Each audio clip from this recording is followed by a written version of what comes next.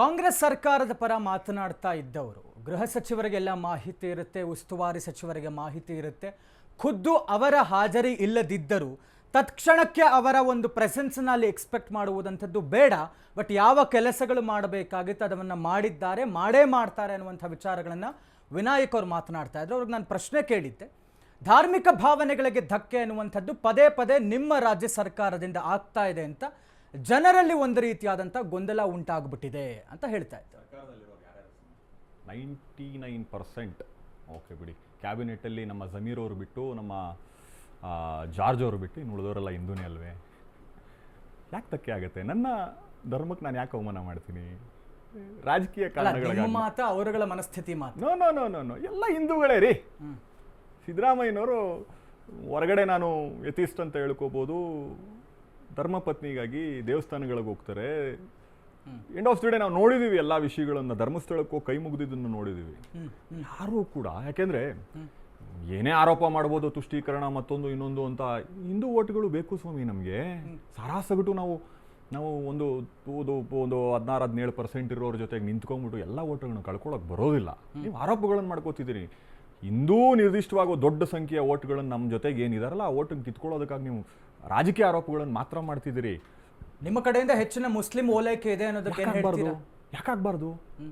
ನೀವು ನನ್ನ ಅಶೋಕ್ ಅವ್ರು ಮಾತಾಡ್ತಿದ್ದನ್ನು ನೋಡಿದೆ, ನನಗೆ ಭಾಳ ಆಶ್ಚರ್ಯ ಆಗಿದ್ದು, ನಮ್ಮ ಪ್ರತಾಪ್ ಸಿಂಹ ಅವ್ರು ಮಾಡ್ತಾ ಇದ್ದಿದ್ದು, ಅವರು ಉದಾಹರಣೆಗಳನ್ನು ಕೊಡ್ತಾ ಇದ್ದಾರೆ.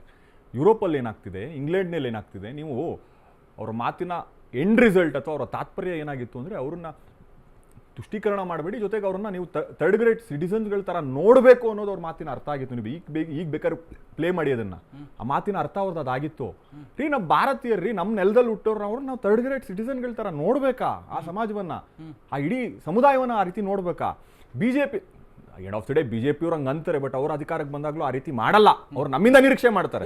ನಾನು ಬಗ್ಗೆ ಮಾತನಾಡೋದಕ್ಕೆ ರಾಷ್ಟ್ರೀಯವಾದಿಯಾದಂತಹ ಪ್ರಶಾಂತ್ ಸಂಬರಿ ಅವರು ದೂರವಾಣಿ ಸಂಪರ್ಕದಲ್ಲಿ ಜಾಯ್ನ್ ಆಗ್ತಾ ಇದ್ದಾರೆ. ನಮಸ್ತೆ ಪ್ರಶಾಂತ್ ಅವರೇ. ನಮಸ್ಕಾರ. ವಾಲ್ಯೂಮ್ ಕಮ್ಮಿ ಕೇಳಿಸ್ತಾ ಇದೆ. ನಮಸ್ಕಾರ. ಎಸ್ ಪ್ರಶಾಂತ್ ಅವರೇ, ತಮ್ಮ ಗಮನಕ್ಕೆ ಬಂದಿರುವಂಥದ್ದು, ಈ ಬಾರಿ ಅನ್ಕೊಳ್ತಾ ಇದ್ವಿ ಗಣೇಶೋತ್ಸವ ಬಹಳ ಸರಾಗವಾಗಿ ಆಗ್ತಾ ಇದೆ ಅಂತ, ಬಟ್ ಈ ಕ್ಷಣಕ್ಕೆ ಬೂದಿ ಮುಚ್ಚಿದ ಕೆಂಡವಾಗಿದೆ ಮದ್ದೂರು. ಅಲ್ಲಾಗಿರುವಂತಹ ಪ್ರಕರಣದ ಬಗ್ಗೆ ಏನು ಹೇಳ್ತೀರಾ? ಹಲೋ ಪ್ರಶಾಂತ್ ಸರ್, ಕೇಳಿಸ್ತಿದ್ಯಾ?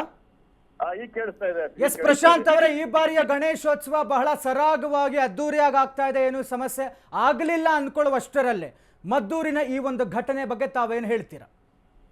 ಏನು ಪುಷ್ಪ ಹಾಕಿದ್ದಾರೆ, ಫ್ಲವರ್ಸ್ ಹಾಕಿದ್ದಾರೆ, ಮೇಲ್ ನಿಂತ್ಕೊಂಡು ತುಂಬಾ ಚೆನ್ನಾಗಿ ಹೆಲ್ಪ್ ಮಾಡಿದ್ದಾರೆ ಪೀಸ್ಫುಲ್ ಕಮ್ಯುನಿಟಿ ಅವರು. ಅಭಿನಂದನೆಗಳು ಅವ್ರಿಗೆ.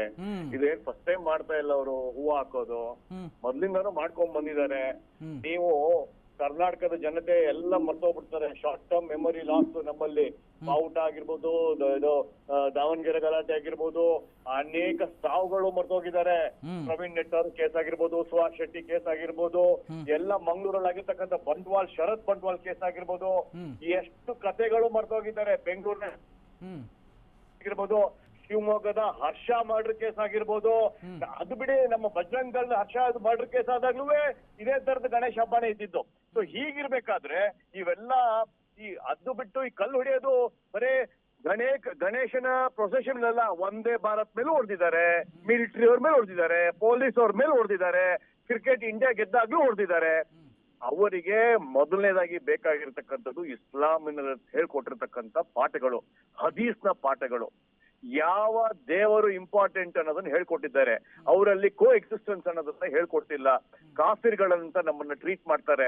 ನಮ್ಮನ್ನ ಮೂರ್ತಿ ಪೂಜೆ ಮಾಡೋದನ್ನ ಕೊಲ್ಲಿ ಸಾಯಿಸಿ ಅಂತ ಹೇಳ್ಕೊಟ್ಟಿರ್ಬೇಕಾದ್ರೆ ಯಾರೋ ನಿಮ್ಮ ಪ್ಯಾನಲ್ ನಲ್ಲಿ ಮಾತಾಡ್ತಾ ಇದ್ರು, ಬೋಧನೆ ಕೊಡ್ತಾ ಇದ್ರು ಬದ್ರಹುಡ್ ಅಂತೆಲ್ಲ ಹೇಳಿ. So there is a pattern to it. Kanhaiya ಕುಮಾರನ ಉದಯಪುರ ಮರ್ಡರ್ ಕೇಸ್ ಅನ್ನ ನೀವು ಮರ್ತೋಗ್ಬಿಟ್ಟಿದ್ದೀರಾ. ನುಪುರ್ ಶರ್ಮಾ ಅವ್ರಿಗೆ ಮರ್ಡರ್ ಮಾಡ್ತೀವಿ ಅಂತ ಥ್ರೆಟ್ ಮಾಡಿದನ್ನ ಮರ್ತೋಗ್ಬಿಟ್ಟಿದ್ದೀರಾ.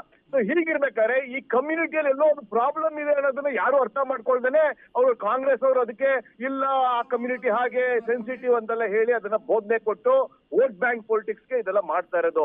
ಇವತ್ತು ಚಲುವಾಯಿ ಸ್ವಾಮಿ ಹೂವಿನ ಎಸೆದವರ ಅಮಾಯಕರ, ಹೂವನ್ನ ಸ್ವೀಕಾರ ಮಾಡದಂತವ್ರ ಅಮಾಯಕರ, ನೀವ್ ಹೇಳೋ ಪ್ರಕಾರ ನೋಡಿ. ಇವತ್ತು ಅಲ್ಲಿನ ಉಸ್ತುವಾರಿ ಮಿನಿಸ್ಟರ್ ಆದ್ರೆ ಅಗ್ರಿಕಲ್ಚರ್ ಮಿನಿಸ್ಟರ್ ಚಲುವರಾಯ ಸ್ವಾಮಿ ಹೇಳಿದ್ರು 2-3 ಕಲ್ಲು ಹೊಡೆದಿರ್ಬೋದು ಬಿಡಿ ಅಂತ. ಅಂದ್ರೆ ನಮ್ಮನ್ನ ಅವರು they are taking us for granted, taking us for Hindus for granted. So this is a pattern. ನೀವು ಇತ್ತೀಚೆಗೆ 3-4 ದಿನಗಳ ಹಿಂದೆ ಜಮ್ಮು ಕಾಶ್ಮೀರಲ್ಲಿ ಇಂಡಿಯನ್ ಸಿಂಬ್ಲಮ್, ಭಾರತ ಸರ್ಕಾರದ ಸಿಂಬ್ಲಮ್ ಅನ್ನ ಏನೋ ಲಯನ್ ಇದೆ ಅದನ್ನ ಹಾಕಿದ್ದಾರೆ. ಯಾಕಂದ್ರೆ ಅದು ಫೌಂಡೇಶನ್ ಲೇಯಿಂಗ್ ಸ್ಟೋನ್ ಅಲ್ಲಿ ಅದು ಇರಬಾರ್ದಂತೆ. ಸೊ ಈ ತರದ ಒಂದು insensitivity, they don't like Indians, they don't like Hindus, they don't like anybody. So if you look at ಎಲ್ಲೆಲ್ಲಿ ಏನೇನ್ ಲೈಕ್ ಮಾಡಲ್ಲ ಅಂತ ಹೇಳೋದಾದ್ರೆ, ಹಿಂದೂಗಳು ಕಂಡ್ರೆ ಆಗೋದಿಲ್ಲ, ಜೂಯಿಶ್ಗಳು ಕಂಡ್ರೆ ಆಗೋದಿಲ್ಲ, ಕ್ರಿಶ್ಚಿಯನ್ಸ್ ಕಂಡ್ರೆ ಆಗೋದಿಲ್ಲ, ನಾನು ನಾಸ್ತಿಕ ಅಂತ ಹೇಳಿದ್ರೆ ಅವ್ರಿಗೆ ಆಗೋದಿಲ್ಲ, ಹೆಣ್ಮಕ್ಳು ಕಂಡ್ರೆ ಆಗೋದಿಲ್ಲ, ಅಂಬಿ ಕಂಡ್ರೆ ಆಗೋದಿಲ್ಲ ಅವ್ರಿಗೆ, ಆಮೇಲೆ ನಾಯಿ ಕಂಡ್ರೆ ಆಗೋದಿಲ್ಲ, ಪಿಕ್ಚರ್ ಕಂಡ್ರೆ ಆಗೋದಿಲ್ಲ, ಮ್ಯೂಸಿಕ್ ಕಂಡ್ರೆ ಆಗೋದಿಲ್ಲ, ಬುದ್ಧ ಕಂಡ್ರೆ ಆಗೋದಿಲ್ಲ. ಯಾವ ರಿಲಿಜನ್ ಜೊತೆ ಚೆನ್ನಾಗಿದ್ದಾರೆ ಅಂತ ಉದಾಹರಣೆ ಕೊಟ್ಬಿಡ್ಲಿ ಬಾಸ್, ಅದಾದ್ರು ಮಾಡಿ ಕಾಂಗ್ರೆಸ್ ಹೋಗ್ತಾರೆ ಕೂತಿರೋರು. ಯಾರ ಜೊತೆ ಚೆನ್ನಾಗಿದ್ದಾರೆ ಅವರು ಹೇಳ್ಬಿಡ್ಲಿ ನೋಡೋಣ, ಅದಾದ್ರೂ ಹೇಳ್ಬಿಡ್ಲಿ ಅವರು. ವಿನಾಯಕ್ ಅವ್ರ ಏನ್ ಹೇಳ್ತೀರಾ? ಅಲ್ಲ ಏನ್ ಮಾಡ್ಬೇಕು ಅಂತ ಕೇಳ್ತಾ ಇದ್ದಾರೆ ಪ್ರಶಾಂತ್ ಅವರೇ. ಅಲ್ಲ ಅವ್ರ ತಾತ್ಪರ್ಯ ಇರೋದು ಒಂದೇ ಸ್ವಾಮಿ, ಅವ್ರ ತಾತ್ಪರ್ಯ ಇರೋದು ಒಂದೇ, ಅವ್ರನ್ನ ಥರ್ಡ್ ಗ್ರೇಡ್ ಸಿಟಿಸನ್ ತರ ನೋಡ್ಬೇಕು ಅಷ್ಟೇ. ಅವ್ರ ಉದ್ದೇಶ ಏನಿಲ್ಲ. ಉದಾಹರಣೆ ಪ್ರಾಬ್ಲಮ್ ಆಗ್ತಿರ್ಲಿಲ್ಲ. 1947 ಪಾರ್ಟಿಷನ್ ಆಫ್ ಇಂಡಿಯಾ ಅಲ್ಲಿ total exchange of partition, Muslim ಬಗ್ಗೆ ಮಾತಾಡಿದ ಅಂಬೇಡ್ಕರ್ ಸಾಹೇಬ್ರು, ಅದನ್ನ ಆಗ್ಬೇಕಾಗಿತ್ತು. ಈಗ ಅದಕ್ಕೆ ಇದು ಔಟ್ ಆಫ್ ಕಂಟ್ರೋಲ್ ಆಗೋಗಿದೆ. ಬಿಜೆಪಿ ವಕ್ತಾರರ ಪ್ರಶ್ನೆ ಇದೆ ನಿಮಗೆ ಪ್ರಶಾಂತ್ ಅವರೇ. ನಾನು ಪ್ರಶ್ನೆ ಕೇಳ್ತಿಲ್ಲ, ಪ್ರಶಾಂತ್ ಹೇಳಿದಕ್ಕೆ ನಾನು ಜೊತೆಗೆ ಸೇರಿಸ್ಕೊಂಡು ಹೇಳ್ತಾ ಇದ್ದೀನಿ. ಆಗ್ಲಿಂದ ಪಾಪ ನಮ್ಮ ವಿನಾಯಕ್ ಅವ್ರು ಹೇಳ್ತಿದ್ದಾರೆ ಏನ್ ಮಾಡ್ಬೇಕು ಅಂತ ಹೇಳಿ. ಒಂದ್ ನಿಮಿಷ ವಿಚಾರ ಅದಲ್ಲ. ಏನ್ ಮಾಡ್ಬೇಕು ಅಂತ ಸರ್ಕಾರದಲ್ಲಿ ನೀವು ಇದ್ದೀರಾ, ನಿಮಗೆ ಗೊತ್ತಿಲ್ಲ ಅಂತ ಹೇಳಿದ್ರೆ ಹೇಳಿ, ನಾವು ಮಾಡ್ತೀವಿ, ಬೇರೆ ವಿಚಾರ. ಆದ್ರೂ ಸಹ ಅಧಿಕಾರದಲ್ಲಿ ಇದ್ದಾಗ ಮಾಡಿದ್ರ. ಒಂದ್ ನಿಮಿಷ, ನಾವು ಮಾಡೋದ ಟೈಮಲ್ಲೆಲ್ಲ ಮಾಡಿದೀವಿ. ಅತ್ಯಂತ ಪ್ರಮುಖ ಏನಂತ ಹೇಳಿದ್ರೆ, ಈಗ ಲಾಸ್ಟ್ ಟೈಮ್ ಏನೇನೆ ನಾಗಮಂಗಲದಲ್ಲಿ ಯಾವ ರೀತಿ ಗಲಾಟೆ ನಡೆದಿತ್ತು, ಆ ಗಲಾಟೆ ಎಲ್ಲಿ ಬೇಕಾದ್ರೂ ಮರಳು ಕಳಿಸಬಹುದು ಅಂತ.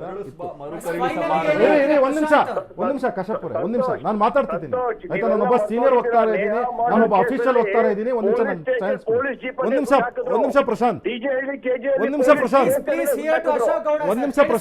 ಒಂದ್ ನಿಮಿಷ ನಾನು ಹೇಳ್ತಾ ಇದ್ದೀನಿ. ಪಾಪ ವಿನಾಯಕ್ ಅವ್ರಿಗೆ ನೋಡಿ, ಮದ್ದೂರಿನಲ್ಲಿ ಗಲಾಟೆ ನಡೆದಾಗ ಇವ್ರು ಹೇಳ್ತಾರೆ 3 ಜನ PSI ಇದ್ರು, 9 ಜನ ಕಾನ್ಸ್ಟೇಬಲ್ ಇದ್ರು ಅಂತ ಹೇಳ್ತಾರೆ. ಆಮೇಲೆ ಇಲ್ಲಿ ನಮ್ಮ ಸ್ನೇಹಿತರು ಹೇಳ್ತಾ ಇದ್ದಾರೆ ಕಲ್ಲು ತೂರಾಟ ಅಂದರೆ ಯಾವುದೇ ರೀತಿ ಮಸೀದಿ ಮುಂದೆ ಹೋಗ್ಬೇಕಾದ್ರೆ ಮತ್ತು ಇದ್ರ ಮುಂದೆ ಹೋಗ್ಬೇಕಾದ್ರೆ ಜಾಗೃತಿಯಿಂದ ಇರಬೇಕು ಅಂತ. ಏನು ಅರ್ಥ ಇದು? ಒಂದು. ಎರಡನೇದು, ಬರೀ ಅಂದರೆ ಗೊತ್ತಿತ್ತು ತಾನೇ ನಿಮಗೆ ಎಲ್ಲೋ ಒಂದು ಕಡೆ ಮಸೀದಿ ಮುಂದೆ ಹೋಗುತ್ತೆ ಅಂತ ಹೇಳಿ 3 ಜನ PSI ಸಾಕ ಅಲ್ಲಿಗೆ? 3 ಜನ PSI ಸಾಕ? ಒಂದು. ಎರಡನೇದು, ಅಥವಾ ನಿಮ್ಗೆ ಗೊತ್ತು ತಾನೆ ಇಲ್ಲಿ ಯಾವುದೋ ಒಂದು ರೀತಿ ಘಟನೆ ನಡೀಬೋದು ಅಂತ ಹೇಳಿ, ಇಲ್ಲಿ ರೂಟ್ ಪ್ಲಾನ್ ಮಾಡೋದು ಯಾರು, ರೂಟ್ನ ಪರ್ಮಿಷನ್ ಕೊಡೋದು ಯಾರು? ಒಂದು. ಎರಡನೇದು, ಪಾಪ ಧರ್ಮಸ್ಥಳದಲ್ಲಿ ನಾನು ಹೇಳ್ತೀನಿ, ಸ್ವಾಮಿ ಬುರುಡೆ ಹಿಡ್ಕೊಂಬಂದಲ್ಲ ಅವನು ಆವತ್ತು ಲಾಕ್ ಮಾಡ್ಕೊಂಡಿದ್ದಿದ್ರೆ ನಿಮ್ಮ SP, ಅವತ್ತು ಅವನು ಲಾಕ್ ಆಗಿರೋನು. ನೀವೇನು ಮಾಡಬೇಕು ಅಂದರೆ ಇದು ಮಾಡಬೇಕಾಗಿತ್ತು. ಇರಲಿ, ಇದೆಲ್ಲ ಒಂದು ಕಡೆಗೆ.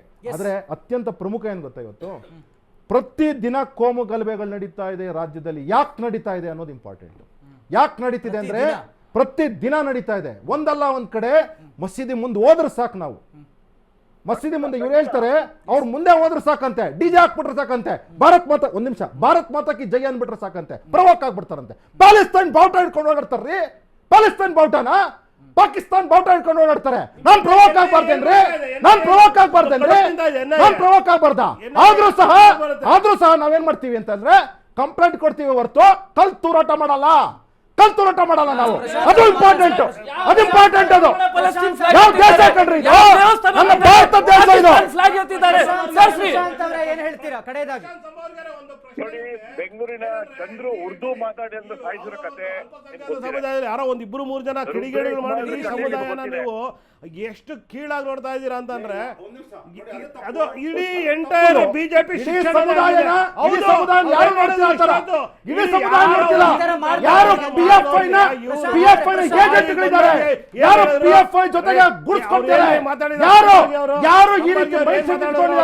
ಯಾರು ಈ ರೀತಿ ನೋಡಿ, ನಮ್ಮ ಬ್ರದರ್ಹುಡ್ ಅನ್ನೋದು ಇದೆಯಲ್ಲ,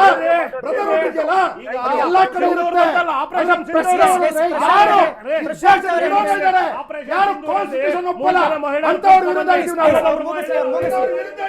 ಮುಗಿಸ್ಲಿ ಪ್ರಶಾಂತ್ ಅವರೇ.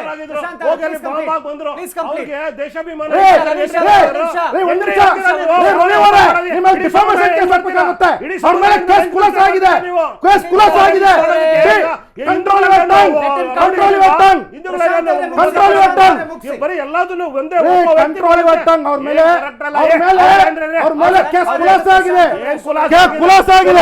ಬಾಯಿ ಬಂದಂಗೆ ಮಾತಾಡೋ ಅಂತಾನ ಯಾರು? ನೀವು ಬಾಯಿ ಬಂದಂಗೆ ಮಾತಾಡ್ತೀರ.